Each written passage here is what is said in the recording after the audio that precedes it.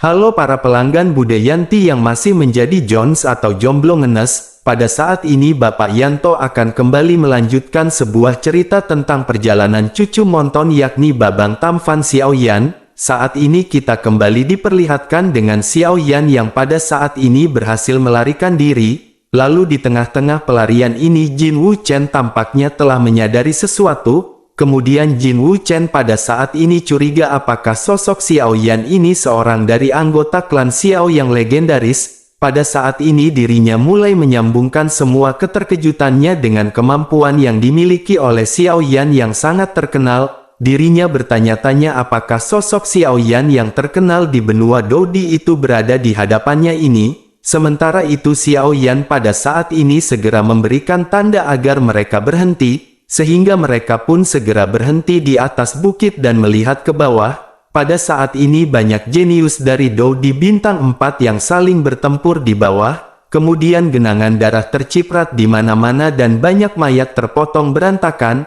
Melihat adegan ini Xiaoyan pun seketika menoleh ke arah bulan darah. Setelah itu dirinya menatap ke arah Jin Wuchen dan berkata, sepertinya bulan darah ini akan segera berakhir. Menanggapi hal itu Jin Wuchen pun mengangguk di tengah kebingungan atas pemikirannya kepada Xiaoyan. Sementara itu Xiaoyan segera bertanya kepada Jin Wuchen, apakah dirinya mengenal sosok orang-orang yang sebelumnya menyerang mereka. Jin Wuchen kembali mengangguk dan berkata bahwa itu adalah anggota klan dari klan Iblis Busur. Mendengar hal itu Xiaoyan pun sedikit mengerutkan keningnya. Lalu Xiaoyan lanjut bertanya apakah mereka memiliki hubungan dengan klan Iblis Jiwa. Jin Wuchen pun mengangguk setelah mendengar pertanyaan dari Xiaoyan ini. Lalu Xiaoyan pun merenung dan bergumam, tampaknya memang Xiaoyan pada saat ini telah ditakdirkan.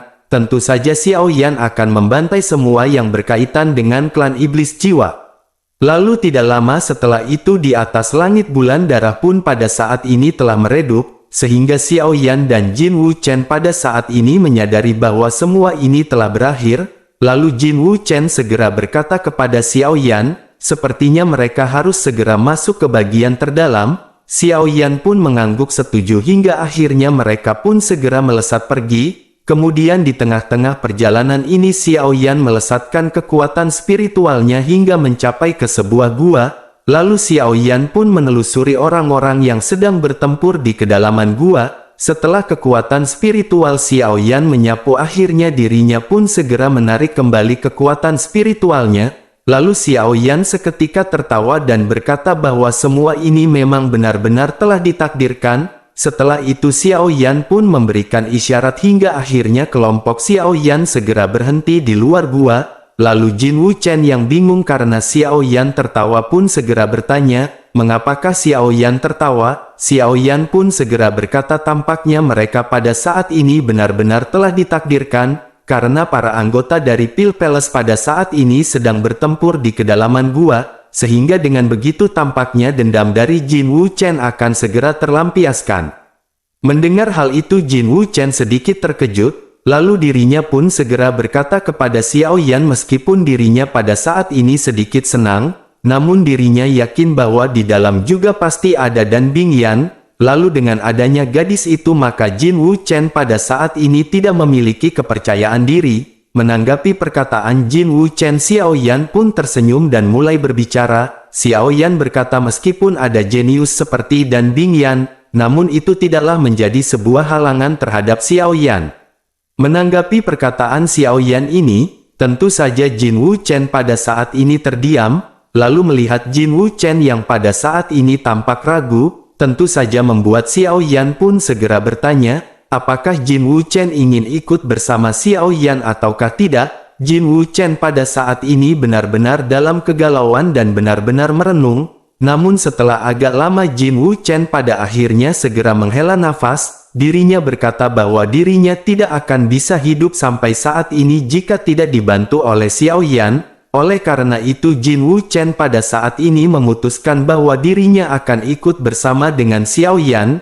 Namun sebelum itu Jin Wuchen ingin bertanya kepada Xiaoyan, berapa persenkah keyakinan Xiaoyan berhadapan dengan mereka? Xiaoyan pada saat ini menghela nafas dan berkata bahwa dirinya memiliki keyakinan 50%. Menanggapi hal itu, Jin Wuchen pada saat ini hanya menganggukkan kepalanya, karena jika dengan kemampuan Xiao Yan saja sudah memiliki persentase 50%, lalu ditambah dengan kemampuan Jin Wuchen dan Long Yi, tentu mereka akan memiliki sedikit lebih banyak peluang, dan akhirnya setelah diputuskan, kelompok Xiao Yan pun segera bergegas ke dalam, dengan kedalaman gua yang hanya ratusan meter. Tentu saja kelompok Xiao Yan pun telah sampai di tempat tersebut, lalu pada saat ini pertempuran yang sebelumnya dirasakan oleh Xiao Yan benar-benar telah berakhir. Semua anggota dari Pil Palace yang memiliki kemenangan segera menoleh ke arah 3 orang yang mendekat, menyadari orang-orang yang datang ini adalah kelompok dari Jin Wuchen. Tentu saja Danding seketika tertawa, lalu Danding segera berteriak bahwa sepertinya surga memang mendukung dirinya. Surga telah membawa Jin Wuchen ke sini dan mengantarkan nyawanya untuk kematian. Setelah itu Danding menoleh ke arah Xiao Yan dan Long Yi dan kembali membuka mulutnya. Dirinya berkata bahwa 2 orang yang tidak dikenal ini benar-benar bodoh, karena beraninya mereka pada saat ini membela Jin Wuchen dan menentang Pil Palace. Tampaknya kedua orang ini juga benar-benar sudah bosan hidup. Danding pun tertawa setelah mengucapkan perkataan tersebut dengan sombongnya. Sementara itu Xiao Yan pada saat ini tidak memperhatikan Danding, justru Xiao Yan menoleh menatap ke arah kedalaman gua, yang dimana ada Dan Bingyan yang sedang duduk. Pada saat ini Dan Bingyan benar-benar terdiam dengan mata yang tertutup, bahkan dirinya seolah-olah tidak peduli dengan apa yang baru saja terjadi. Sementara itu Danding pada saat ini merasa marah karena perkataannya sama sekali tidak ditanggapi oleh Xiao Yan. Lalu dirinya pun segera menoleh ke Jin Wuchen dan berkata bahwa mantan gadis dari Jin Wuchen telah diikat di luar, sehingga dengan begitu jika dirinya tidak masuk ke area terdalam selama 3 hari, maka tubuhnya akan benar-benar dihancurkan oleh fenomena alam. Mendengar perkataan Danding ini, Jin Wuchen pun menoleh ke segala arah dan tidak menemukan si gadis. Lalu Jin Wuchen seketika menyadari bahwa apa yang dikatakan oleh Danding ini memang benar. Meskipun Jin Wuchen pada saat ini dipenuhi dengan kekecewaan terhadap si gadis, namun di dalam bulu kaki yang terdalam Jin Wuchen masih memiliki belas kasihan. Lalu akhirnya Jin Wuchen benar-benar dipenuhi dengan amarah dan berteriak bahwa Danding benar-benar seorang sampah. Jin Wuchen menyadari sepertinya Danding ini benar-benar merasakan sakit hati atas perkataan Jin Wuchen. Dan tampaknya Danding tidak terima disebut bodoh oleh Jin Wuchen karena telah merebut bekas dari Jin Wuchen. Lalu Jin Wuchen pun kembali berteriak ke arah Danding dengan nada meledek. Jin Wuchen berkata bahwa Danding benar-benar kurang ajar dan tidak lebih dari sekedar sampah yang ada di sungai. Mendengar perkataan tersebut, Danding tentu saja pada saat ini sangat marah. Namun sebelum dirinya bisa berbicara, Xiao Yan pada saat ini segera membuka mulutnya. Xiao Yan melontarkan kata-kata yang lebih meledek jika dibandingkan dengan perkataan Jin Wuchen. Xiao Yan berkata tampaknya Pil Palace benar-benar mengandalkan reputasinya dengan keroyokan. Tampaknya Pil Palace bukan saja berisi sampah tetapi juga mencoba banyak pecundang. Mendengar hal itu Danding pada saat ini menjadi semakin marah. Sementara itu di sisi lain meskipun Dan Bingyan terdiam namun di hatinya dirinya benar-benar merasakan kemarahan, karena bagaimana mungkin dirinya tidak marah karena Xiao Yan baru saja meledek Pil Palace. Namun pada saat ini Dan Bingyan masih belum memutuskan untuk bertindak. Meskipun begitu Danding pada saat ini benar-benar tidak tahan dan memerintahkan para prajuritnya untuk bersiap. Lalu para prajurit ini pun seketika mengangguk dan mereka segera berbaris dengan rapi membentuk formasi. Melihat hal ini Jin Wuchen sedikit tercengang. Tentu Jin Wuchen menyadari ketika mereka berada di luar setidaknya ada 50 anggota dari Pil Palace. Namun setelah masuk dan melewati bulan berdarah pada saat ini jumlah prajuritnya tidak berkurang. Bahkan pada saat ini sepertinya jumlah prajurit dari Pil Palace telah bertambah 10 orang. Di sisi lain Danding pada saat ini segera memerintahkan 3 orang untuk maju menyerang kelompok Xiao Yan. Tentu saja para prajurit pun segera maju dan segera melesatkan serangan ke arah Xiao Yan. Sementara itu Xiao Yan pada saat ini sedikit tersenyum. Dalam menanggapi serangan ini Xiao Yan pun seketika mengangkat kepalanya dan sosok Xiao Yan seketika menghilang. Lalu tidak lama sosok Xiao Yan segera muncul di belakang seorang prajurit yang menyerang, dan dengan telapak tangannya Xiao Yan segera menghancurkan orang tersebut menjadi debu, lalu tanpa membuang-buang waktu sosok Xiao Yan kembali menghilang dan seketika Xiao Yan muncul sudah berada tepat di hadapan dua orang yang tersisa. Lalu tanpa gerakan mewah Xiao Yan segera melesatkan telapak tangannya hingga kedua orang tersebut pun terbang mundur, dan hanya dengan beberapa nafas Xiao Yan pada saat ini benar-benar mengalahkan mereka. Tentu saja Danding pada saat ini sedikit terkejut namun dirinya segera pulih dan memerintahkan 10 orang lagi untuk menyerang.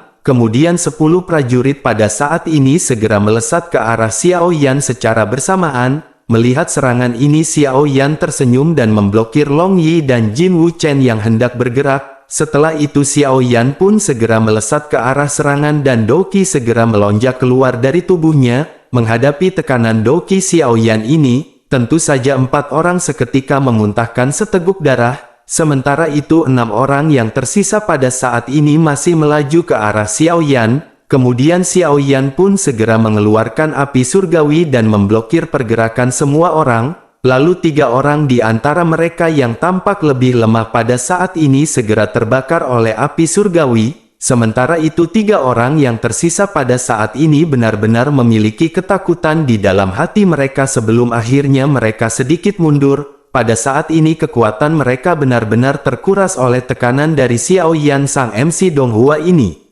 Sementara itu di sisi lain melihat hal ini Danding pun seketika benar-benar sangat terkejut, karena bagaimana mungkin Xiao Yan yang berada di hadapannya yang tampak biasa ini memiliki kekuatan yang seperti itu. Sementara itu di sisi lain Danding Yan pada saat ini tanpa sadar membuka matanya dan menatap ke arah Xiao Yan. Pada saat ini Danding Yan tampaknya mulai tertarik dengan kemampuan dari Xiao Yan. Sementara itu Danding pada saat ini menoleh ke salah satu anggotanya, lalu sosok penjaga ini adalah dari klan monster. Mereka berasal dari klan harimau tulang yang benar-benar sangatlah kuat. Merasakan tatapan dari Danding, salah seorang pemimpin segera membuka mulutnya untuk berbicara. Dirinya berkata kepada Danding bahwa dirinya mengetahui apa yang harus dirinya lakukan. Akhirnya dirinya pun segera menoleh ke arah Xiao Yan dan bergegas maju. Lalu bersamaan dengan itu 9 orang anggota dari klan monster tulang seketika ikut menyerang. Melihat orang-orang ini turun, Jin Wuchen pada saat ini memiliki kekhawatiran di dalam hatinya. Dirinya menyadari bahwa sosok pemimpin dari klan monster harimau tulang ini benar-benar seorang yang sangat jenius, sehingga dirinya pun segera meminta Xiao Yan untuk berhati-hati karena orang tersebut benar-benar sangat jenius. Mendengar hal itu Xiao Yan pada saat ini mengerutkan keningnya dan memang merasakan energi yang sangat luar biasa. Apalagi menghadapi serangan dari 10 orang ini maka Xiao Yan pada saat ini sedikit khawatir. Lalu angin deras dari serangan gabungan mereka ini benar-benar membuat Xiao Yan sedikit merinding. Namun akhirnya mau tidak mau Xiao Yan segera mengeluarkan pedang api surgawi miliknya. Tentu Danding pada saat ini sedikit terkejut karena Xiao Yan benar-benar mengeluarkan senjatanya. Sementara itu Xiao Yan pada saat ini segera melesatkan pedang api surgawinya berkali-kali, sehingga lonjakan api surgawi pun segera menyerbu dan berhantaman dengan kelompok yang menyerang. Menghadapi lesatan api surgawi dari Xiao Yan ini membuat beberapa orang di antara mereka pada saat ini benar-benar kelelahan. Melihat semua orang yang pada saat ini masih tidak berhenti, tentu saja Xiao Yan pun menjadi semakin sedikit merinding. Namun tidak mungkin bagi Xiao Yan pada saat ini untuk mundur. Oleh karena itu Xiao Yan memikirkan cara lainnya. Xiao Yan pada saat ini segera mundur tetapi bukan ke arah pintu keluar. Justru Xiao Yan mendekati tebing dan pada saat ini Xiao Yan segera melonjakkan Doqi di dalam tubuhnya. Lalu setelah itu sosok Xiao Yan kembali menghilang dan ketika Xiao Yan muncul, justru Xiao Yan sudah berada di belakang semua orang. Lalu Xiao Yan kembali melesatkan pedang api surgawinya di bawah keterkejutan semua orang.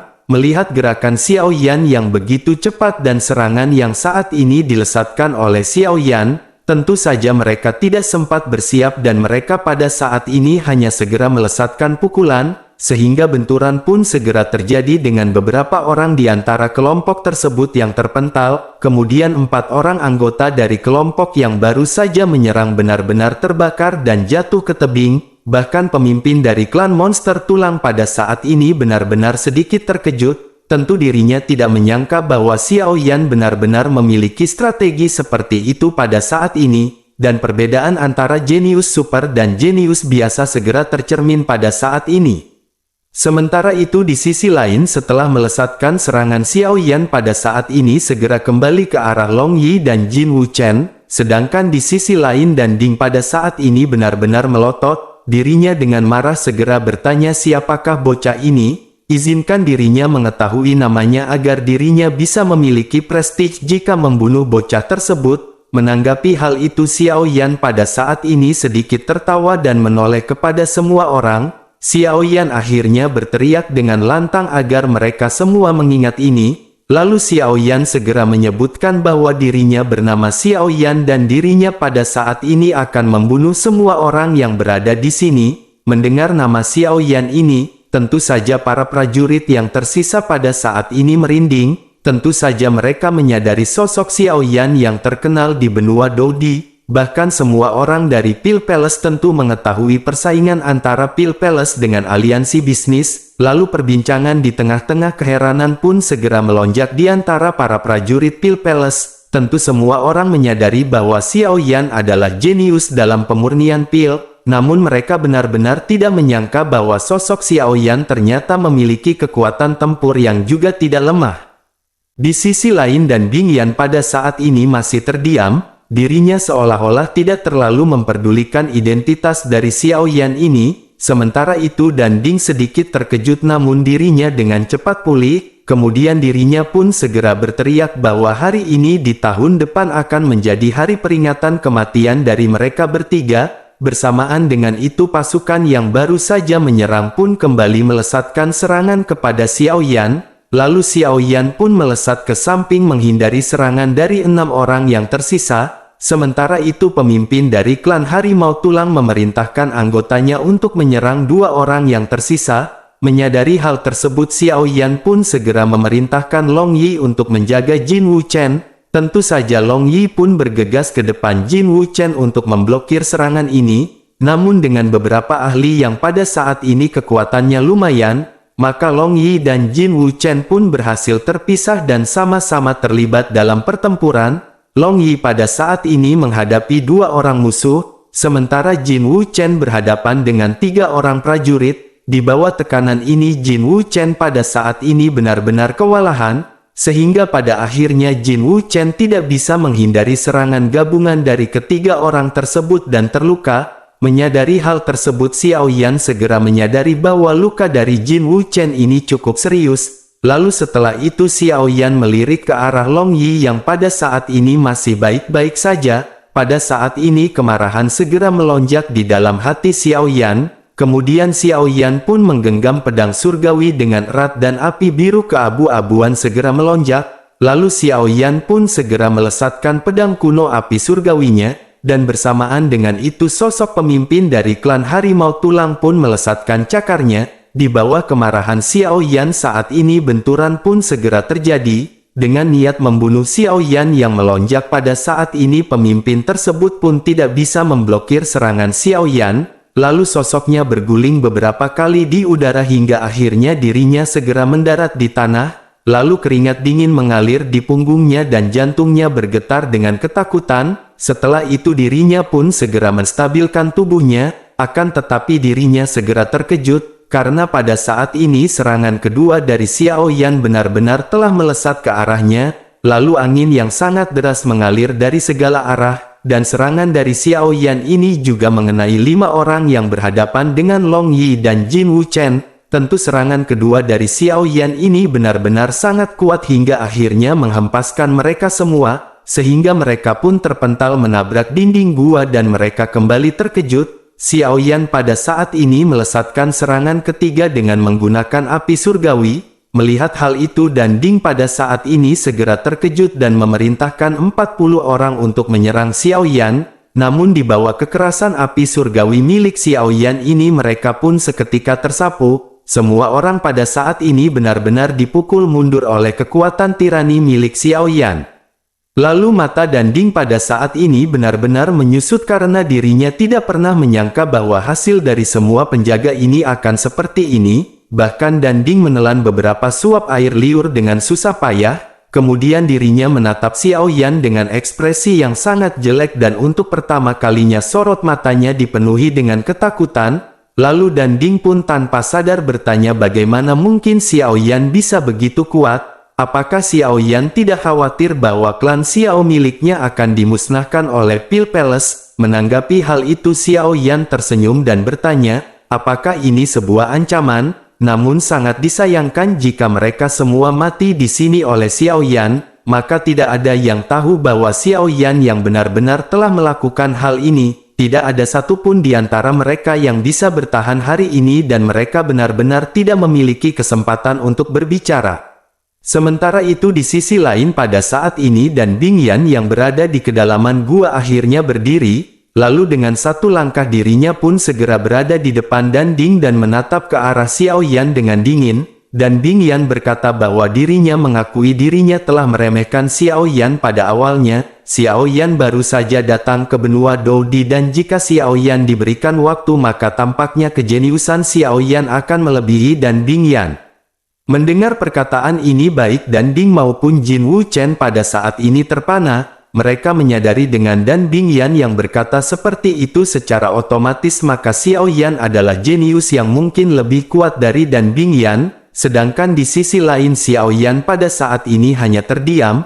Di sisi lain Dan Bing Yan pun lanjut membuka mulutnya untuk berbicara. Dan Bing Yan berkata bahwa sangat disayangkan kejeniusan seperti Xiao Yan akan hancur di sini. Namun kematian Xiao Yan ini akan mendedikasikan api surgawi tingkat tinggi itu untuk dirinya. Tentu saja api surgawi itu sangat berharga dan izinkan Dan Bing Yan untuk mengambilnya. Berbicara mengenai hal ini Dan Bing Yan pada saat ini benar-benar memiliki ekspresi yang sangat dingin.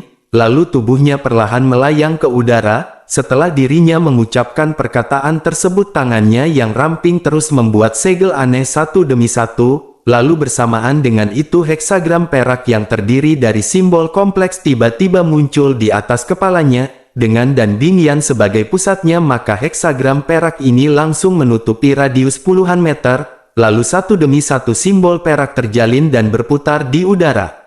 Sementara itu di sisi lain Dan Ding pada saat ini juga segera membentuk segel di tangannya. Lalu sebuah kuali kecil berwarna merah segera terbang keluar di tengah formasi. Lalu kuali ini benar-benar memancarkan aura yang sangat luar biasa keluar. Setelah itu Dan Ding pun mengangkat jarinya dan gumpalan api yang berwarna lavender segera melingkar keluar. Lalu bayangan samar bintang yang mengambang segera terbentuk di dalam itu. Dan begitu api lavender ini keluar membuat suhu di seluruh gua tiba-tiba naik. Bahkan bebatuan di kaki Dan Ding juga pada saat ini seketika berubah menjadi kemerahan. Melihat hal itu Xiao Yan sedikit terkejut bergumam ternyata itu adalah api surgawi. Xiao Yan tidak menyangka bahwa Dan Ding juga memiliki api surgawi. Selain itu tingkatan dari api surgawi ini juga tampaknya lumayan. Sepertinya api surgawi ini masih berada di peringkat atas dari api kehancuran bumi. Pada saat ini mata Xiao Yan benar-benar berbinar-binar. Xiao Yan pun segera tertawa dan berkata kepada Dan Bing Yan, sepertinya dirinya tidak tahu siapakah yang akan menyumbangkan api surgawi kepada siapa. Dan Ding pada saat ini sama sekali tidak peduli dengan panasnya mata Xiao Yan. Dirinya melirik ke arah Xiao Yan dengan rasa menghina sebelum akhirnya menjentikkan api ke dalam kuali kecil. Begitu api ini masuk kuali pun seketika membengkak menjadi suhu ukuran baskom. Lalu suara gemuruh yang sangat keras pun segera melonjak dari dalam kuali. Kemudian pertempuran yang menakutkan pada saat ini benar-benar sudah dekat. Melihat kekuatan luar biasa dari dua bersaudara dari Pil Palace ini Jin Wu Chen pun seketika bertanya kepada Xiao Yan. Jin Wu Chen bertanya melalui transmisi suara di dalam hatinya. Dirinya bertanya apakah mereka bisa bersaing menghadapi serangan tersebut. Menanggapi hal itu Xiao Yan balik bertanya, apakah Jin Wu Chen pada saat ini masih kurang percaya diri? Jin Wu Chen pun segera berkata kepada Xiao Yan bahwa hal ini benar-benar rumit. meskipun Danding bukanlah apa-apa, akan tetapi dirinya juga dianggap super jenius dalam hal kekuatan, seorang jenius yang tiada taraf ditambah dengan super jenius dan lebih dari 20 penjaga benar-benar merepotkan. Xiao Yan pun mengangguk dan berkata bahwa ini memang sangat rumit, namun jika begitu permasalahannya apa yang harus mereka lakukan pada saat ini? Jin Wu Chen pun menghela nafas dan berkata, bagaimana jika mereka berlari sebelum formasi ini terbentuk? Menanggapi hal itu Xiao Yan menghela nafas, lalu dengan nada menggoda dirinya berkata kepada Jin Wu Chen bahwa pada saat ini benar-benar sudah terlambat untuk kabur. Tentu saja Jin Wu Chen mengerutkan kening dan bertanya, bagaimana caranya sudah terlambat? Pintu masuk gua ada di belakang mereka dan mereka bisa berlari pada saat ini juga. Pada saat ini Jin Wu Chen sedikit terkejut karena melihat Xiao Yan yang dipenuhi dengan percaya diri. Lalu Xiao Yan pun segera menepuk bahu Jin Wu Chen dan berkata, jika mereka melarikan diri hari ini, maka keluarga mereka benar-benar akan dalam bahaya di masa depan. Tentu saja Jin Wu Chen tiba-tiba tersadar setelah mendengar perkataan Xiao Yan ini. Meskipun Jin Wu Chen menyadari hal ini, namun dirinya masih memiliki keraguan di dalam hatinya. Lalu Jin Wu Chen pun lanjut bertanya, pada saat ini seberapakah yakin Xiao Yan untuk menang? Berapa persenkah keyakinan Xiao Yan pada saat ini? Lalu Xiao Yan hanya tersenyum dengan percaya diri setelah mendengar pertanyaan dari Jin Wu Chen ini. Jin Wu Chen pun segera menyadari bahwa sepertinya Xiao Yan pada saat ini benar-benar yakin 90%. Lalu akhirnya Jin Wu Chen pun memantapkan hatinya untuk ikut bertempur bersama dengan Xiao Yan. Kemudian senyum bahagia pun pada saat ini segera muncul di wajah Xiao Yan. Sementara itu selama percakapan antara Xiao Yan dan Jin Wu Chen melalui transmisi di hati mereka, justru Dan Bingyan pada saat ini telah menyelesaikan perubahan segel tangannya, sehingga cahaya merah menyala di kedalaman matanya dan senyum segera muncul di sudut mulutnya. Dirinya pun menatap ke arah kelompok Xiao Yan dan berkata bahwa mereka tidak akan bisa melarikan diri. Bahkan Dan Bingyan pun tersenyum meledek melihat kelompok Xiao Yan yang pada saat ini benar-benar terlihat percaya diri. Setelah itu senyum Dan Bingyan pun memudar dan kulitnya tiba-tiba menjadi dingin ketika dirinya menyatukan tangannya. Setelah itu semburan bintang heksagonal perak segera meledak menjadi kecemerlangan. Kemudian cahaya ini seketika menutupi Xiao Yan dan yang lainnya. Lalu pada saat yang bersamaan Dan Ding segera menjentikkan jarinya dan kuali merah kecil membawa api lavender dan menarik busur untuk menyerang Xiao Yan. Bersamaan dengan itu ada lebih dari 20 penjaga yang tersisa mengayunkan pedang mereka bersama-sama. Tentu mereka bergegas menuju ke arah kelompok Xiao Yan dengan Doqi yang melonjak. Sementara itu di sisi lain Xiao Yan melesatkan pedang kuno api surgawi. Namun ketika bersentuhan dengan gelombang Xiao Yan menemukan bahwa gelombang ini kosong. Lalu cahaya bintang melewati tubuh Xiao Yan seolah-olah tidak terjadi apa-apa. Bahkan cahaya ini seketika terus menutupi Long Yi dan Jin Wu Chen di belakangnya. Xiao Yan sedikit terkejut dan buru-buru mengerahkan kekuatan spiritualnya. Tentu Xiao Yan berinisiatif menjaga lautan kesadarannya. Akan tetapi pada saat ini tampaknya lautan kesadaran di jiwa Xiao Yan tidak diserang.